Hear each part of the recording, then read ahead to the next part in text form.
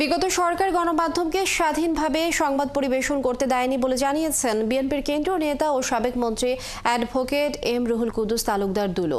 শনিবার বিকালে Natore United press ক্লাবের ইফতার ও দোয়া মাহফিলে প্রধান অতিথির বক্তব্যে দুলো এসব কথা বলেন। এ সময় তিনি বলেন, শেখ হাসিনা সরকার সাংবাদিকদের মুখ বন্ধ রাখতে কালো আইন করেছিল, সাংবাদিককে মামলা দিয়ে জেলে পাঠিয়েছে। আবার অনেক সাংবাদিক সরকারের দালালি করে গণমাধ্যম ধ্বংস করেছে। বিএনপি ক্ষমতায় গেলে সাংবাদিকদের প্রকৃত স্বাধীনতা নিশ্চিত করা হবে বলেও জানান তিনি।